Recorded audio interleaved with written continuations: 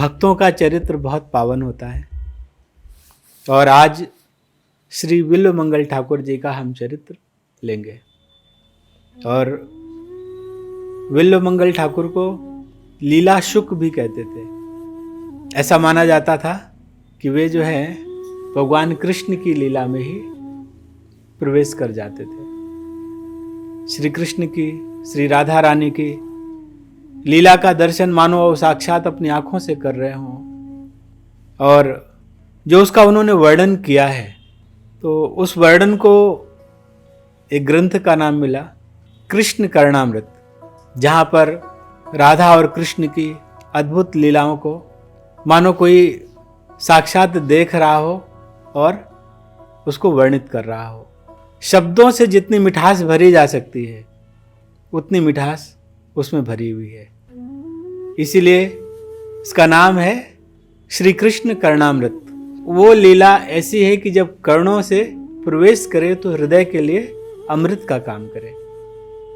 शास्त्रों में एक शब्द आता है हृत कर्ण रसायन, तो ये वास्तव में हृत कर्ण रसायन है।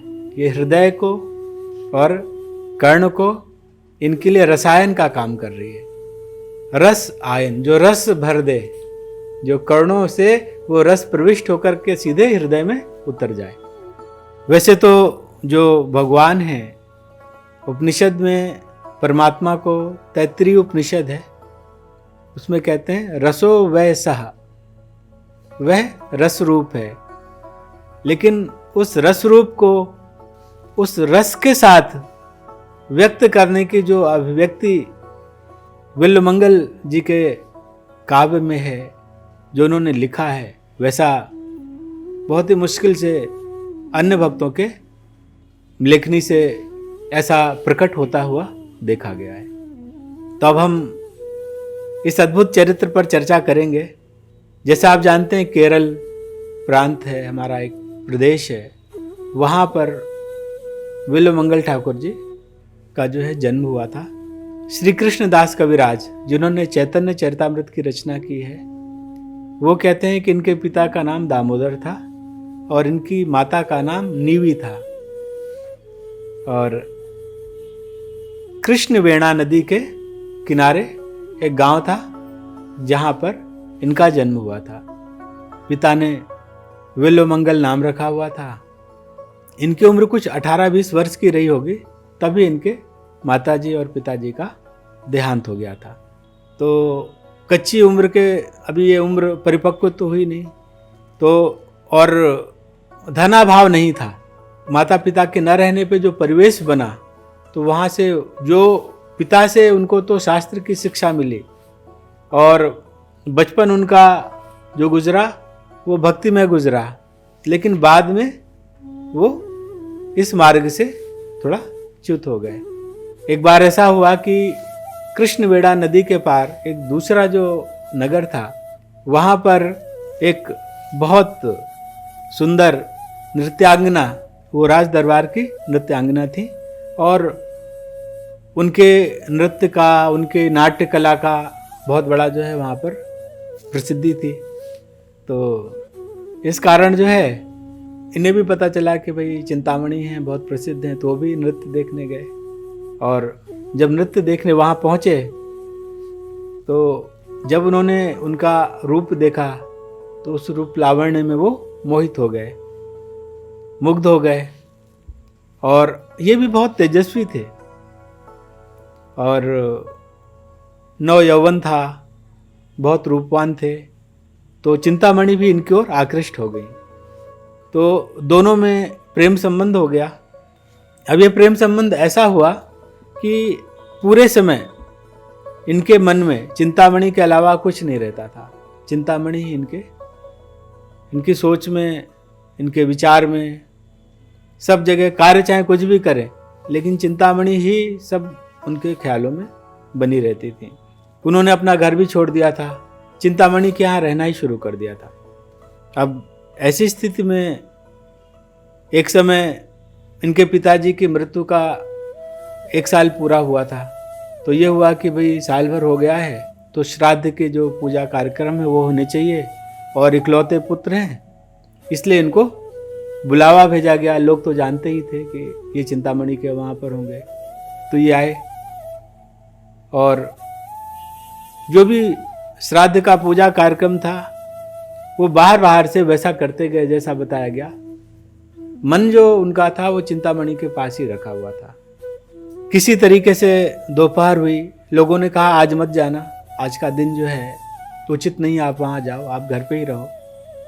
लेकिन बहुत तीव्र उत्कंठा उनके मन में जागी कि उनको चिंतामणि के पास जाना है, उनसे मिलना है।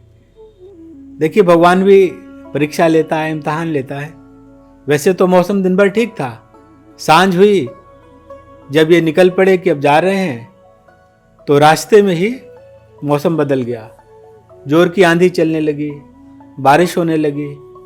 अब इनका घर तो नदी के इस पार है और चिंतामणि नदी के उस पार रहती हैं, तो उधर जाना है। नदी के किनारे पहुंचे, मौसम बदल गया था, तो जो मल्लाह थे, जो केवट थे, जो नाव चलाते थे, उन्होंने अपनी अपनी नाव को जो है किनारे लगा दिया, बांध दिया कि कहीं बह ना जाए। वैसे तो ये धनाढ्य थे, इन्होंने कहा कि भैया जो कहोगे उतने पैसे दूंगा, नदी पार करा दो। पर उन्होंने कहा भैया मरना थोड़ी है, जिंदगी हमें भी प्यारी है। पर इनके मन में चिंतामणि के प्रति इतना अधिक मिलने की उत्कंठा थी कि अब ये जो है वहाँ पर इंतजार नहीं कर सकते थे। रात्रि का समय जो है गहन हो रहा था, अंधेरा छा चुका था, इन्हें कुछ समझ में नहीं आया और उन्होंने सोचा चलो मैं इतनी तेज बहती नदी को मैं कूद के पार कर जाऊं, और कूद भी गए। चिंतामणि का स्मरण कर रहे हैं, लेकिन चिंतामणि तो सोच रही थी कि आज तो श्राद्ध है, आज कौन आएंगे।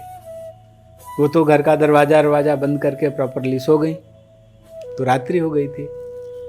और इधर ये चिंतामणि सोच रहे थे, लेकिन किसी दूसरे चिंतामणि ने सुन लिया, चिंतामणि प्रकर सदमसु कल्प वृक्षा।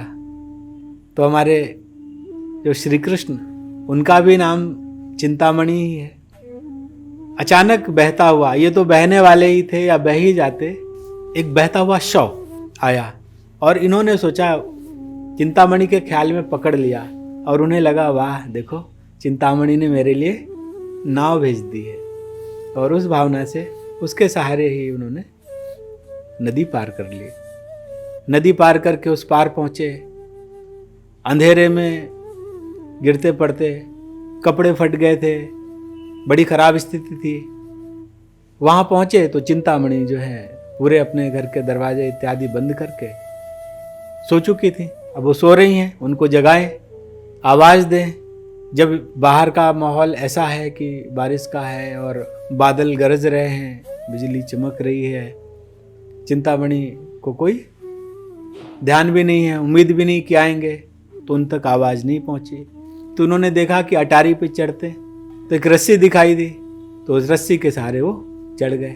चढ़ के उधर कूदे, घर का नाली का वो जगह थी, तो नाली में जाके गिरे। जोर की आवाज़ आई, तो जो दासी थी चिंतामणि की, उन्होंने कहा कैसी आवाज़ आई। जाकर के देखा, उजाला किया तो देखा कि विल्वमंगल गिरे पड़े हैं, वहाँ पर बेहोशी की सी स्थिति है। चिंतामणि ने देखा, बहुत बुरा लगा चिंतामणि को। चिंतामणि नर्तकी तो थी, लेकिन कोई भी व्यवसाय हो, जीवन यापन के लिए शुरू किया जाता है। उनके पास अच्छा रूप था, नृत्य की अच्छी कला थी, शैली थी, लेकिन इसके बावजूद ऐसा नहीं था कि मन कभी उनका कृष्ण में रमा ना हो। उस समय उनको यही स्मरण आ गया कि देखो जीव की कैसी दशा होती है, ये मेरे पीछे जो है इस स्थिति में आके गिर पड़ा है। एक ब्राह्मण के घर इसने जन्म लिया, भक्तिमय माहौल में पला बढ़ा, और आज कैसा ये नाली में पड़ा हुआ है। उसने उनको कहा भाई आप नहा धो लीजिए, नए वस्त्र दिए पहनने के लिए। लेकिन एक बात जो चिंतामणि को अखर रही थी वो उसने कह दी। उसने कहा देखो बिल्लू, आप इतनी रात को वहाँ से आए, कैसे आए? बोले तुमने मेरे लिए नाव का इंतज़ाम कर दिया था ना, मैं उससे आया। छत पे कैसे चढ़े? तुमने जो रस्सी लटका रखी थी मैं उससे चढ़ा। तो कहती अब देखो बादल नहीं बरस रहे हैं, मौसम बदल गया है, उजाला लेकर देखते हैं कि कौन सी रस्सी है। जाकर के देखा तो सांप था, वो भी काला सांप, भयंकर। जिस नाव के सहारे आए थे वो एक बहुत दुर्गंध करती हुई सड़ा हुआ शव था। बोले जितना तुमने मुझे पाने के लिए प्रयास किया, अगर यही प्रयास तुमने श्री कृष्ण को पाने के लिए कर लिया होता तो तुम्हें श्री कृष्ण मिल जाते। तुम जिसे नाव बना करके लाए हो, ये जो शव है, कुछ समय बाद मेरे शरीर की भी यही स्थिति होगी। तो इसके पीछे जो तुम पागल हो रहे हो, अगर इसे छोड़ दो और उसके पीछे भागो तो तुम्हारा जीवन बदल जाएगा। यह बात बिल्वमंगल के हृदय पर पहुंच गई। कोई कोई ऐसा समय होता है, उनके अंदर संस्कार तो थे ही, दब रहे थे। देखिए, उनमें प्रेम का प्रबल वेग था, वो चिंतामणि की तरफ था। दिशा बदल गई, उसी क्षण दिशा बदल गई। अभी चिंतामणि की तरफ था जो एक स्त्री थी, अब वो दूसरे चिंतामणि कृष्ण की तरफ मुड़ गया। कृष्ण की ही बचपन में भक्ति करी थी। उनको लगा कि मैं क्या कर रहा हूं, मैं तो यूं ही अपना जीवन गंवा रहा हूं। और चिंतामणि को भी यही बात लग गई कि ये जो मैं कर रही हूं, ये जो मेरा व्यवसाय है, ये मेरे जीवन को कहां लेकर के जाएगा। तो चिंतामणि उस रात को श्री हरि का कीर्तन शुरू करती हैं और यह जो है उनके साथ उस गायन में व्यस्त हो जाते हैं। पूरी रात्रि ही हरि कीर्तन होता है और सुबह चिंतामणि कहती हैं कि अब तो मुझे मेरे जीवन का लक्ष्य मिल गया, अब मैं जा रही हूँ, तुम्हें जो ठीक लगे तुम करो। जब चिंतामणि से विदा ले रहे हैं तो उस समय चिंतामणि को गुरु रूप में प्रणाम करते हैं कि आप गुरु हो मेरी, शिक्षा गुरु आप ही हो मेरी, आपने मुझे शिक्षा दी, आपने मुझे रास्ता दिखाया। उसके बाद सोमगिरी नाम के वहाँ पर एक संत थे, उनके पास जाकर के वो दीक्षा लेते हैं और उन्हें अपनी सारी बातें बताते हैं कि कैसे कैसे उनका अभी तक ये जीवन गुजरा है।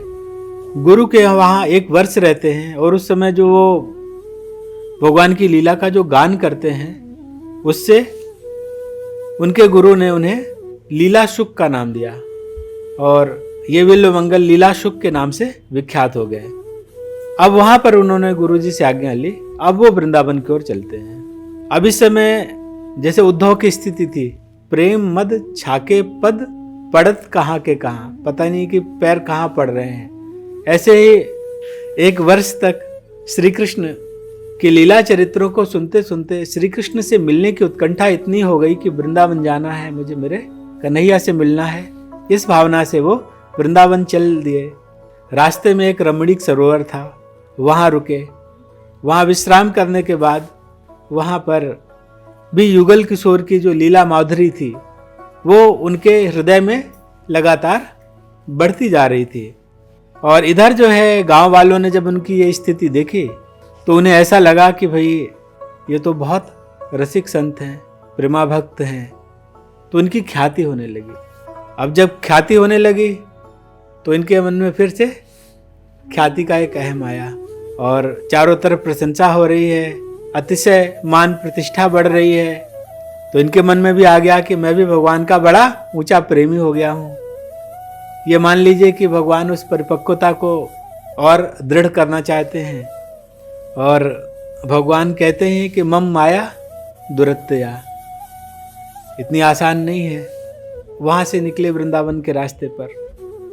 वहाँ उन्होंने देखा कि एक महिला एक कलसे में जल लेकर के जा रही है और अनायास ही वो उसकी तरफ आकृष्ट हो गए और उसके पीछे चलने लगे। पीछे पीछे उसके घर के दरवाजे तक पहुंच गए और वहीं जाकर के बैठ गए। ऐसा भी नहीं कि भिक्षा लेके चले जाएं। अच्छा, ये जो स्त्री थी, इसके पति जब शाम को वापस आए तो उन्होंने पहले भी इनके दर्शन किए हुए थे। वो जानते थे कि बड़े अच्छे संत हैं, प्रेम भक्ति में डूबे रहते हैं। तो उनको लगा कि ये हमारे यहाँ क्यों आए हुए हैं, इतने अद्भुत संत। तो उन्होंने इनसे पूछा कि भाई आप क्यों आए हुए हैं।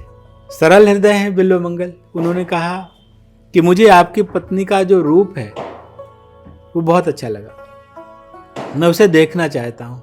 तो उन्होंने कहा कोई बात नहीं, कोई हर्ज नहीं है। अपनी पत्नी से कहा कि भाई ये तो बहुत अच्छे संत हैं और आपके रूप को देखना चाहते हैं, आप बाहर आ जाइए। अब इतना कह कर के उन्होंने उनको बुलवाया। अब वो आती हैं तो इनके मन में फिर से ये जागृति आने लगी कि किस रूप को देखने के लिए मैं निकला था और किस रूप में जाकर के मैं अटक गया हूं। कि जब उनकी पत्नी आने वाली थी तो इनके मन में यह विचार जागा, ये लगा कि क्या कर रहे हैं, और उन्होंने वहीं पास की झाड़ी से एक नुकीली लकड़ी ली और उससे उन्होंने अपनी दोनों आंखें फोड़ ली। उनको लगा कि ये जो आंख है यह जो है मुझे फिर से पथभ्रष्ट कर रही है। और जब वो पत्नी बाहर आती हैं और वो जो उनके पति थे वो बाहर आते हैं तो वो देख करके कि अरे ये तो आंखें फूटी हुई हैं और रुधिर निकल रहा है, एकदम हतप्रभ हो जाते हैं। कहते हैं आपने ये क्या किया? उन्होंने कहा मुझे जिसका रूप देखना था उसका रूप न देख करके मैं फिर से भटक रहा हूं। लेकिन यहाँ एक बात समझने जैसी है कि विषय जो है इन बाहरी आंखों पर नहीं भरा होता है, विषय तो अंदर भरा हुआ है।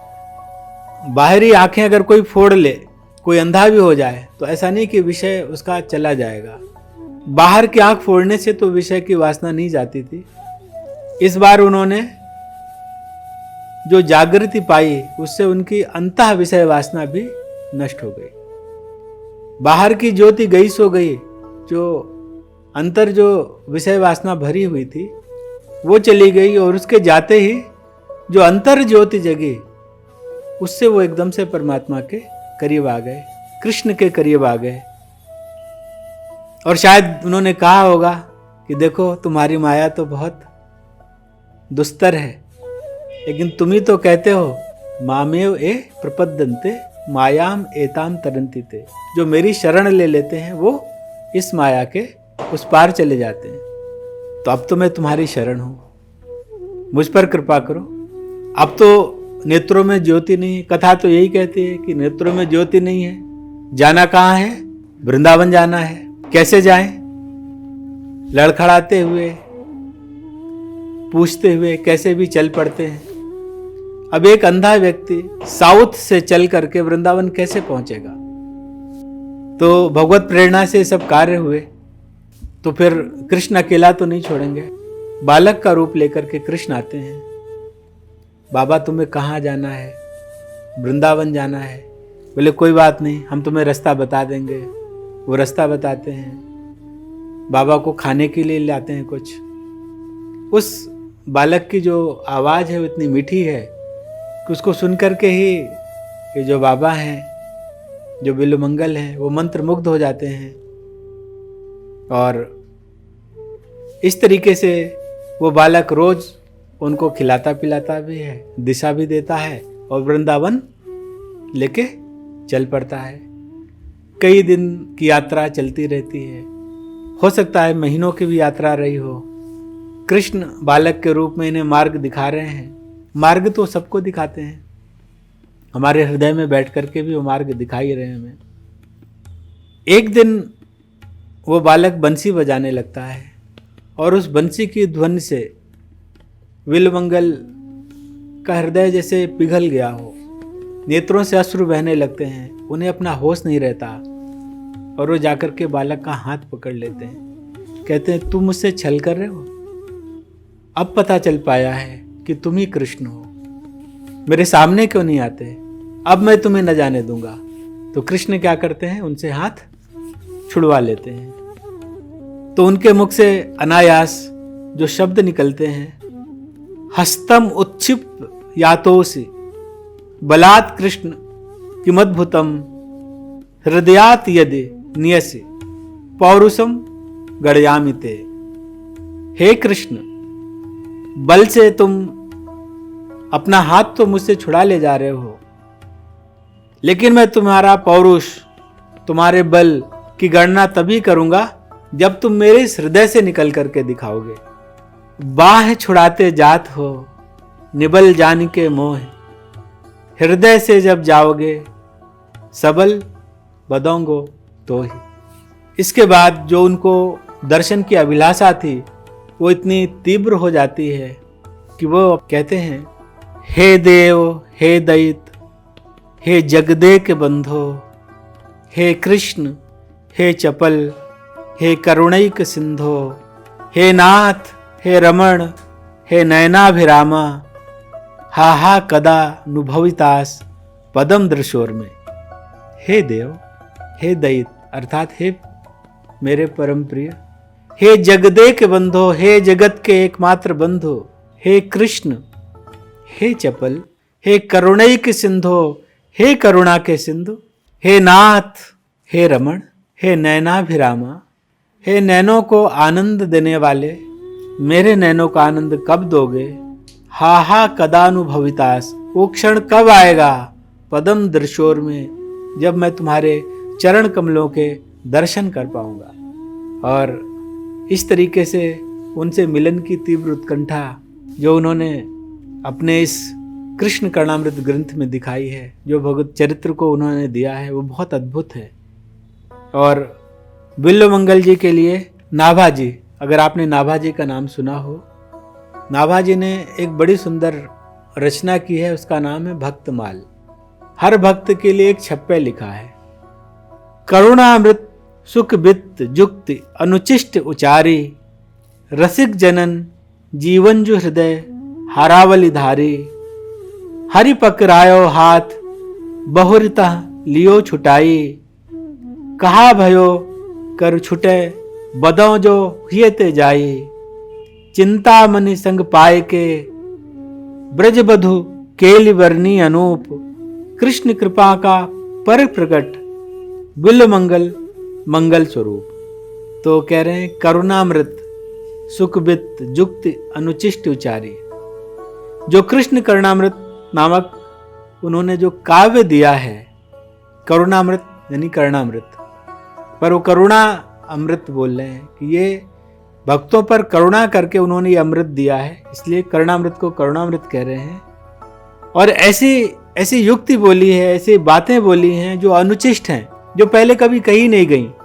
रसिक जनन जीवन जो, और कह रहे हैं जो रसिक हैं, जो प्रेमा भक्त हैं, ये बातें उनके जीवन का प्राण बन गई। हृदय हारावली धारी, ये जो रचनाएं हैं, इनकी लड़ियों को हार के समान अपने हृदय में धारण किया हुआ है। और वही बिल्वमंगल जब उन्होंने हरि का हाथ पकड़ा तो हरि ने उनसे जब ये हाथ छुड़ाया तो उन्होंने कहा कि कहा भयो कर छूटे, अरे हाथ छुटा करके क्या होगा, बदो जो हिये ते जाए, बलशाली तो मैं तभी मानूंगा जब तुम मेरे हृदय से जाओगे। चिंतामणि संग पाए के, चिंतामणि का जो संग मिला, भगवत संग भी प्रारंभ में इन्हें चिंतामणि का ही प्रारंभ हुआ। ब्रज बधु केल वर्णी अनूप, तो ब्रज बधु यानी राधा जी की जो केली मतलब लीलाओं को बहुत ही सुंदर उन्होंने वर्णित किया है। कृष्ण कृपा का पर प्रकट, और इस प्रकार से कृष्ण करुणामृत को प्रकट करके जो बिल्वमंगल हैं वो मंगल स्वरूप ही हो गए हैं। देखिए उन्होंने गुरु किसको मान लिया था, प्रथम गुरु चिंतामणि को। तो जब उन्होंने श्री कृष्ण करुणामृत लिखा, सबसे पहली बात कही चिंतामणि जयति सोमगिरि गुरुर में, चिंतामणि की जय हो। उसके बाद कहते हैं सोमगिरि गुरुर में, और मेरे जो गुरु हैं सोमगिरि उनकी जय हो। शिक्षा गुरु, चिंतामणि मेरी शिक्षा गुरु थी। भगवान सिख पिच्छ मौली, सिख पिच्छ जिन्होंने मोर पुच्छधारी श्री कृष्ण हैं, उनकी प्रेरणा से ही चिंतामणि ने मुझे शिक्षा दी और मैं गुरु सोमगिर के पास पहुंचा। मैं इस मार्ग में आगे बढ़ पाया। उस चिंतामणि ने मुझे असली चिंतामणि के पास पहुंचा दिया। यही लीला शुक, यही बिल्वमंगल ठाकुर, उन्होंने कुछ ऐसी अद्भुत रचनाएं की हैं जिनका जोड़ ढूंढना मुश्किल है। तो इनका एक बहुत अद्भुत अष्टक है, बहुत प्यारा अष्टक है। वो अष्टक है चौराष्टकम। आप में किसी ने सुना है चौराष्टकम?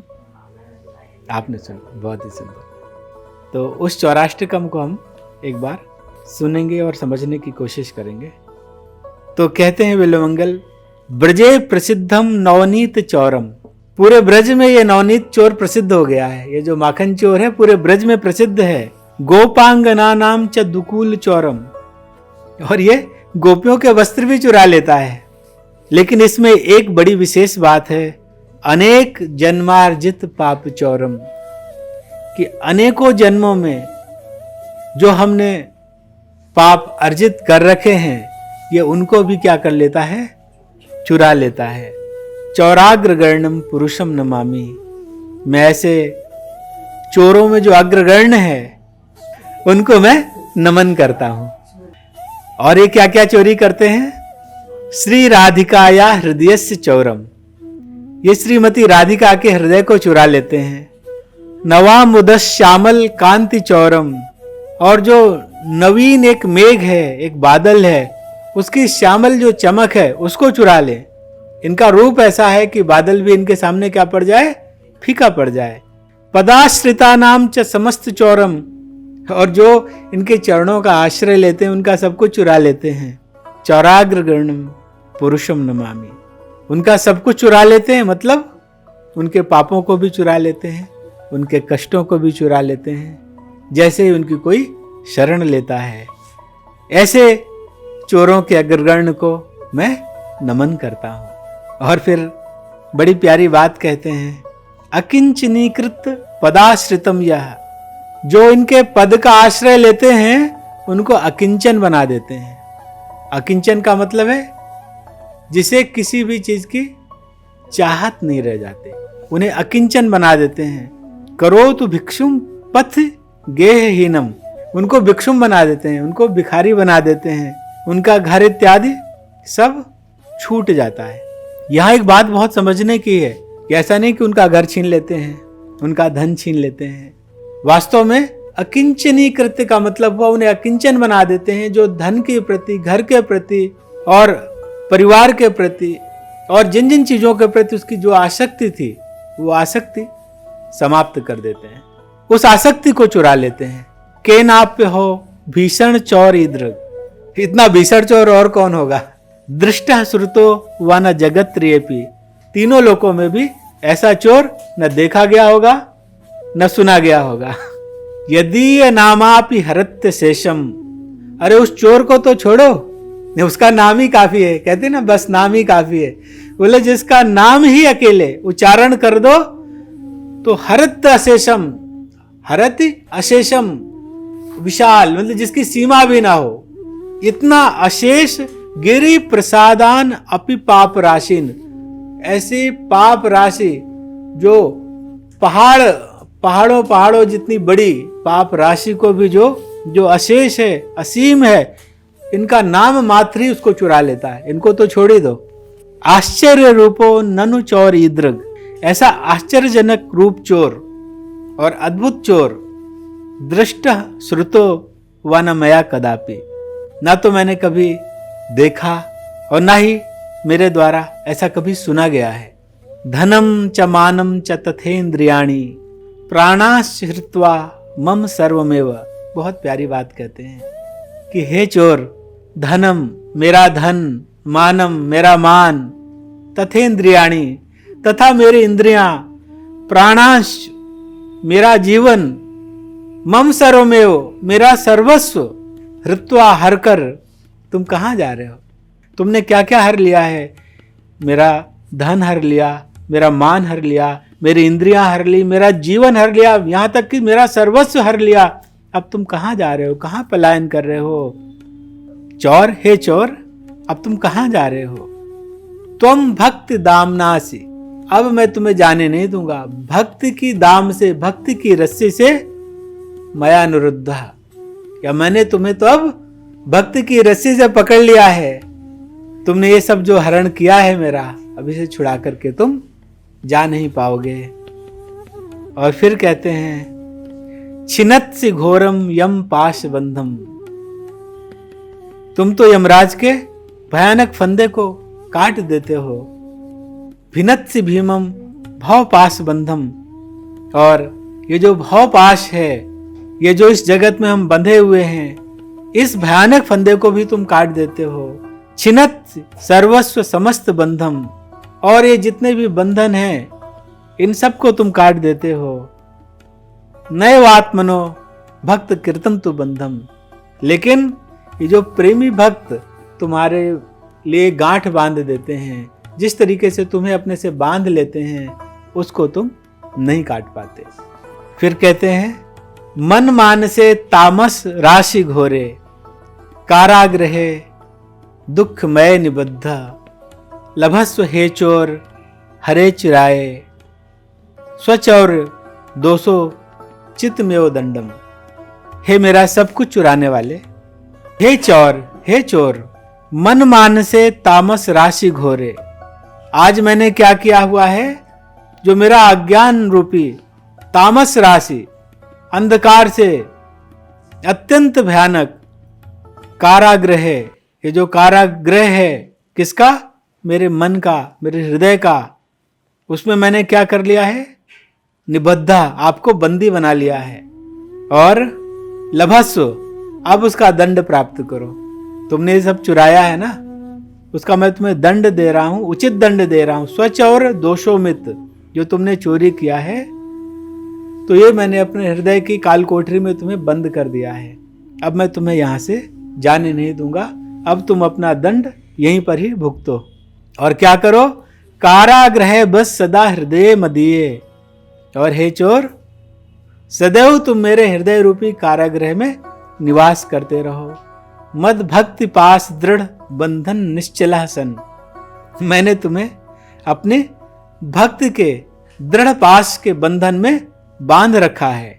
त्वाम कृष्ण हे, और हे कृष्ण, अब तुमको मैं प्रलय कोटि शतांतरेपी, करोड़ों करोड़ों कल्पों तक सर्वस्व चौर, हे सर्वस्व मेरा सब कुछ चुराने वाले, हृदयान नमोचियामी, अपने हृदय से अब मुक्त नहीं करूंगा। तो ये बहुत ही सुंदर चौराष्टकम एक प्रार्थना है, कैसे हम अपने हृदय में उस चौराग्र गण को भरें, अपने हृदय में सम्मिलित कर लें। अभी तो बहुत अंधकार है, वो पहुंच जाएंगे तो उजियारे से भर जाएगा। एक और भी बहुत मीठी रचना है इनकी, बहुत मीठी है। ऐसा लगता है जैसे सारी मिठास उन्होंने उसमें ही भर दी है। श्री गोविंद दामोदर स्तोत्रम। अग्रे कुरुणामथ पांडवानाम, दुस्सासने नाहित्र वस्त्र केशा। कुरुओं की सभा है, पांडव भी हैं और दूसरे कुरु भी मौजूद हैं। भीष्म हैं, द्रोण हैं, कृप हैं, कर्ण है। और ऐसे वीरों से भरी सभा पे दुर्योधन दुशासन से कहता है कि जाओ द्रौपदी को केश से खींच करके लेके आओ। और दुशासन उसको खींच करके लाता है सभा में, और सब असहाय होते हैं। तब उस समय जब द्रौपदी कहती है, हे गोविंद, हे दामोदर, हे माधव, कृष्णा तदा क्रोश अनन्य नाथा। जब अनन्य हो जाती है और उसके हृदय से यही पुकार निकलती है, हे गोविंद, हे दामोदर, हे माधव, तब कृष्ण वहां पर वस्त्र के रूप में अपने आप को प्रकट कर देते हैं। और 10,000 हाथियों की शक्ति वाला दुशासन सारी खींचता जाता है। और वसन रूप में जो श्याम है वो बढ़ते जाते हैं। सारे का पहाड़ इकट्ठा हो जाता है और टूट करके, थक करके दुशासन गिर जाता है। यह है भगवान गोविंद की महिमा। अनन्यता जीवन में आ नहीं पाती, अनन्यता आ जावे तो सदैव कृष्ण मौजूद हैं। श्री कृष्ण विष्णु मधु कैट भारे, भक्तानुकंपिन भगवन मुरारे, त्रायस्व माम केशव लोकनाथ, गोविंद दामोदर माधवेति।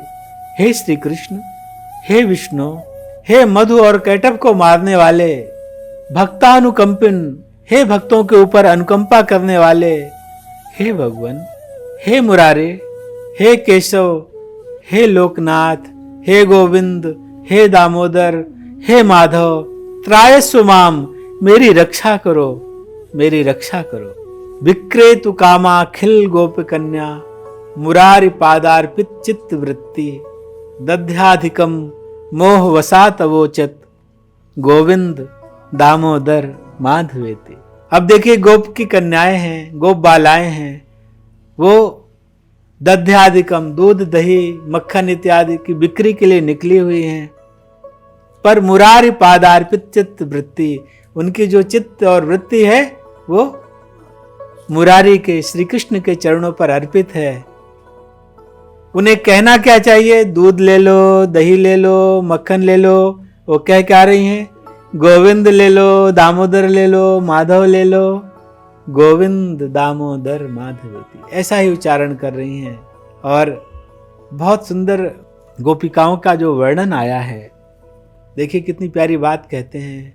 उलूखले संभृत तंडुलाश्च, संघट्टयन्तो मुसले प्रमुग्धा, गायन्ति गोप्यो जनितानुरागा, गोविंद दामोदर माधवेति। उलूखले संभृत, जो उखल है वो समृद्ध है, भरा हुआ है। किससे भरा हुआ है? तंडुलांश, चावलों से भरा हुआ है। और संघट्टयन्तो, और उसको क्या कर रही हैं? कूट रही हैं। मुसले, मूसल से, प्रमुग्धा, लेकिन पूरी मुग्ध हैं। और मुग्ध होकर के क्या कर रही हैं? गायन्ति, गायन कर रही हैं। गोप्यो, जो गोपिकाएं हैं, जनिता अनुरागा, और उनका जो अनुराग है वो निरंतर बढ़ता जा रहा है। उस अनुराग से भरकर वो गोपिकाएं गा रही हैं, गोविंद दामोदर माधवेति, काचित कराम्भोज पुटे निशस्न, क्रीडा सुखम किंसुर रक्त तुंडम, अध्यापयामास सरोरुहाक्षी, गोविंद दामोदर माधवेति। कहते हैं काचित कराम्भोज पुटे निशस्न। अब कर अंबुज पर, अपने कर कमलों पर किसको बैठा रखा है? एक शुक को, एक तोते को बैठा रखा है। और तोता कैसा है? किंसुर रक्त तुंडम, जिसके एक किंचुक कुसुम होता है, उसके समान वो लाल वर्ण वाला होता है, तो उसके समान रक्त वर्ण वाले लाल रंग की चोंच वाले सुख को बैठाया हुआ है। उन्होंने अपने हाथों में बैठाया हुआ है, क्रीड़ा के लिए, मनोविनोद के लिए बैठा रखा हुआ है। तो वो तोते को पढ़ा रही है। क्या कह रही है कि तोता पढ़ो, गोविंद दामोदर माधवेति। पढ़ो तोता, गोविंद दामोदर माधव, इसे पढ़ो। गृहे गृहे गोप बधू समूहा, प्रतिक्षणम पिंजर सारिकाणाम, स्खलद्गिरम वाचितुम प्रवृत्तो, गोविंद दामोदर माधवेति। गृहे गृहे गोप वधू समूह, प्रत्येक घर में समूह समूह पर जो गोपांगनाएं हैं, प्रतिक्षणम पिंजर सारिकाणाम, वो जो अपने मैनाओं को उन्होंने पिंजरों में पाला हुआ है। स्खलद्गिरिम वाचितुम प्रवृत्तो, तो उन मैनाओं से उनकी लड़खड़ाती हुई वाणी में क्या कहलवा रही हैं? गोविंद दामोदर माधवेति। स्वयं भी कहती हैं, अगर उन्होंने कुछ पक्षी पाले हुए हैं तो उनसे भी वही कहलवाती हैं। पर्यंकिका भाजमलम कुमारम, प्रस्वापयंतो खिल गोप कन्या, जगु प्रबंधम स्वर तालबंधम, गोविंद दामोदर माधवेति। देखिए, पर्यंकिका भाजमलम कुमारम, पालने पर अपने कुमार को, अपने बच्चे को, जो छोटा सा बच्चा है उसको क्या कर रही? प्रस्वापयंतो, सुला रही हैं। खिल गोप कन्या, अखिल सारी गोप कन्याएं जिनके जिनके भी बालक हैं उनको पालने में बैठा करके, लिटा करके उनको वो खिला रही हैं। लेकिन जगु प्रबंधम स्वर ताल बंधम, और एक ताल एक स्वर से बद्ध होकर के सारी गोपिकाएं सुलाते सुलाते लोरी सुनाते ना, तो उनकी लोरी क्या है? गोविंद दामोदर माधवेति, रामानुजम वीक्षण केलिलोलम गोपी गृहीत्वा नवनीत गोलम आबालकम बालकम आजुहाव गोविंद दामोदर माधवेति। देखिए, गोपी गृहीत्वा नवनीत गोलम, यहाँ पे गोपी यशोदा मैया है। उन्होंने अपने हाथ में क्या लिया हुआ है? माखन का एक गोला लिया हुआ है, नवनीत गोलम। रामानुजम वीक्षण केलिलोलम, और इधर कृष्ण आंख मिचौनी का खेल खेल रहे हैं, और इधर यशोदा अपने हाथ में नवनीत का मक्खन का गोला लिए हुए है। और मक्खन किसको खिलाना है? कृष्ण को। अब आवाज देना है तो आवाज दे रही हैं, गोविंद दामोदर माधवेति। तो पुकारते हैं कि हे गोविंद, हे दामोदर, हे माधव, इधर तो आ, माखन तो खा। विचित्र वर्णा भरणाभिरामे अभिधेहि वक्त्राम्बुज राजहंसी सदा मदीये रसनेग्र रंगे गोविंद दामोदर माधवेति। बहुत प्यारी बात कहते हैं कि विचित्र वर्णमय आभरणों से अत्यंत सुंदर प्रतीत होने वाले, तो कह रहे हैं ये जो रसना है, रसना किसको कहते हैं? जिह्वा को। वैसे तो बहुत अच्छे अच्छे वर्णों से तुम भरी हुई हो, इतनी बढ़िया बढ़िया बातें करती हो, तुम मुख कमल में राजहंस जैसी हो, और तुम इतनी सुंदर सुंदर शब्दों का प्रयोग करती हो, हे मेरी रसना। लेकिन इस चीज का ध्यान रखना कि कोई भी नाम तुम लो, लेकिन प्रारंभ तुम्हारा कहां से होना चाहिए? गोविंद दामोदर माधवेति, यहां से प्रारंभ करो। उसके बाद फिर तुम दूसरे वर्णों की तरफ जाओ। अंकाधिरूढ़म शिशु गोप गूढ़म स्तनम धयंतम कमलैक कांतम संबोधया मास मुदा यशोदा गोविंद दामोदर माधवेति। अंकाधिरूढ़म शिशु गोप गूढ़म, शिशु गोप यानी जो कृष्ण है वो क्या कर रहे हैं? उनके गोद में बैठे हुए हैं, बाल गोपाल रूपधारी है वो। स्तनम धयंतम कमलैक कांतम, जो कमला के कांत हैं, लक्ष्मी के कांत हैं, वो इस समय बाल गोपाल का रूप धरे हुए बैठे हैं और मैया यशोदा के गोद में बैठ कर के दूध पी रहे हैं। और जब उनको ऐसे देख रही है तो मुदा यशोदा प्रेम से बिल्कुल मग्न हो गई है, और संबोध यामास, और संबोधित कर रही है, इस प्रकार बुला रही है दूध पिलाते पिलाते अपने बालक को, गोविंद दामोदर माधवेति।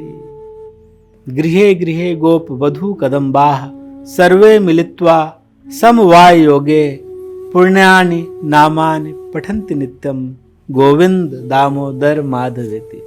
गृहे गृहे गोप वधू कदम्बा, ब्रज के प्रत्येक घर में गोपांगनाएं एकत्र होने का अवसर ढूंढती हैं, और जैसे ही अवसर मिलता है तो फिर वो सर्वे मिलित्वा, सब मिल जाती हैं, समवाय योगे, और आपस में मिल करके पुण्यानि नामानि पठन्ति नित्यम, नित्य जो है जिन पुण्य नामों का पाठ करती हैं वे हैं गोविंद दामोदर माधवेति।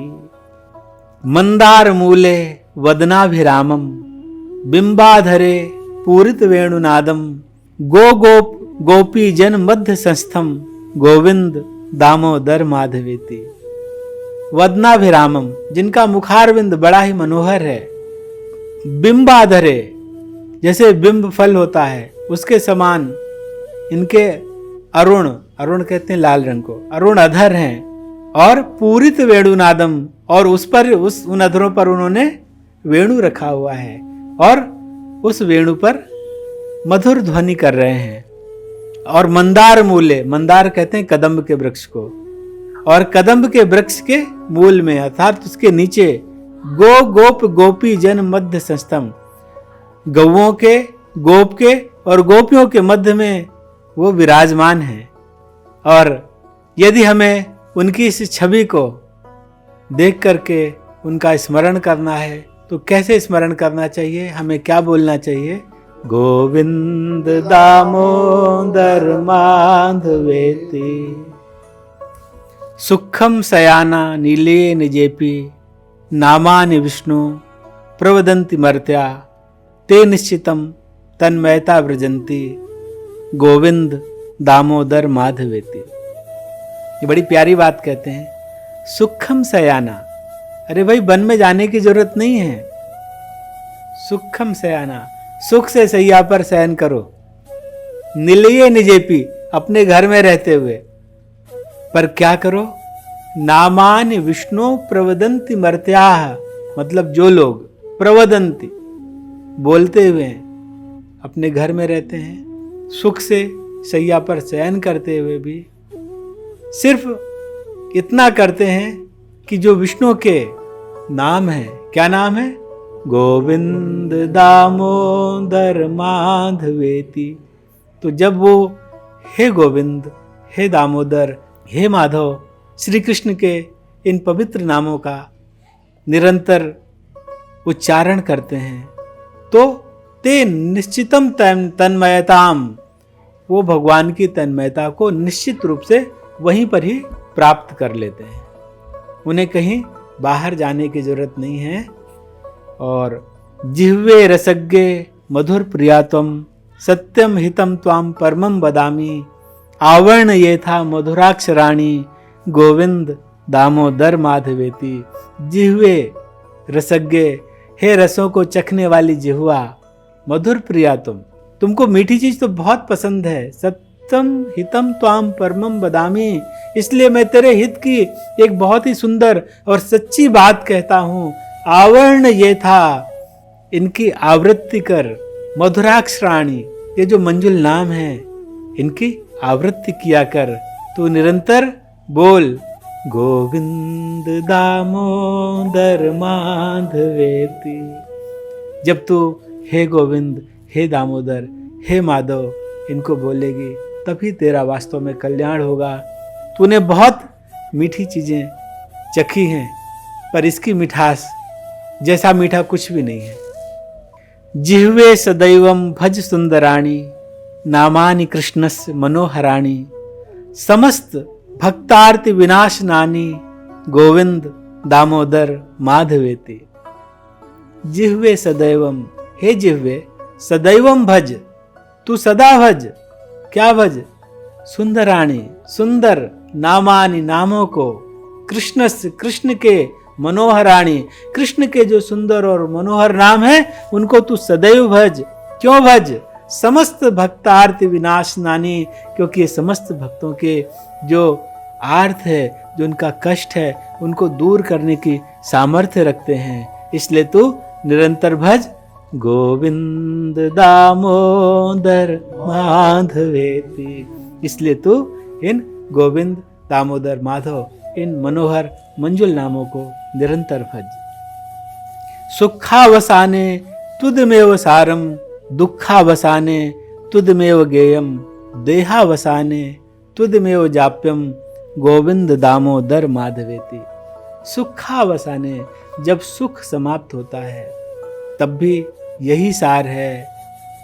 तू इदम एव सारम, यही एक सार है। दुखावसाने, दुख की निवृत्ति अगर चाहिए, तुदमेव गेयम, तो यही केवल कीर्तन करने योग्य है।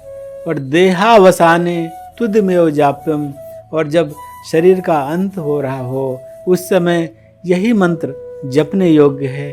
क्या जपने योग्य है? गोविंद दामोदर माधवेति।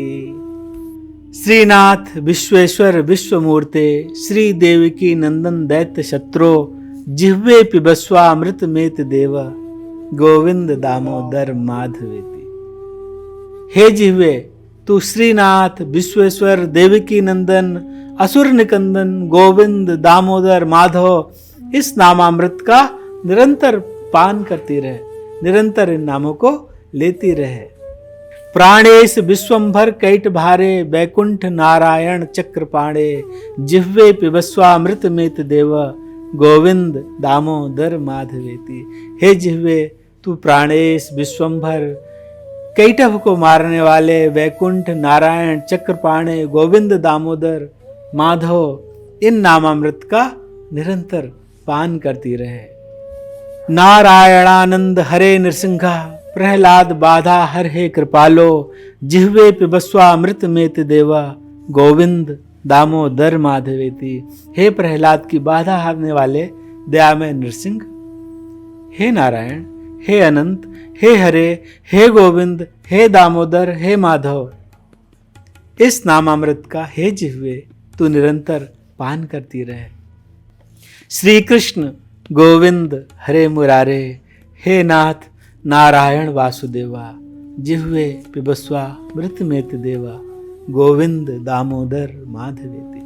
हे जिह्वे तू श्री कृष्ण गोविंद हरे मुरारे, नाथ नारायण वासुदेव तथा गोविंद दामोदर और माधव, इन नामामृत का निरंतर प्रेम पूर्वक पान करती रहे।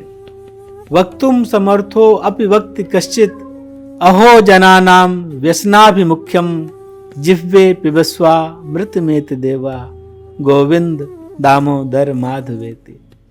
जनानाम व्यसनाधिमुख्यम, मनुष्यों की विषय लोलुपता कैसी आश्चर्यजनक है। वक्तुम समर्थो अपि, बोलने में समर्थ भी है, इतने पर भी क्या नहीं करते, भगवान नाम का उच्चारण नहीं करते। किंतु हे मेरी जिह्वे, हम सब अपने से कहें, हे मेरी जिह्वे, मैं तुझसे यही कहता हूं कि तू गोविंद दामोदर माधव इन्हीं मधुर नाम अमृत का निरंतर प्रेम पूर्वक पान करती रहे। जिह्वे पिबस्वा मृतमेति देवा, यही पान कर तू। गोविंद दामोदर माधवेति। हरे कृष्णा कृष्णा कृष्णा हरे हरे, हरे राम राम राम हरे हरे।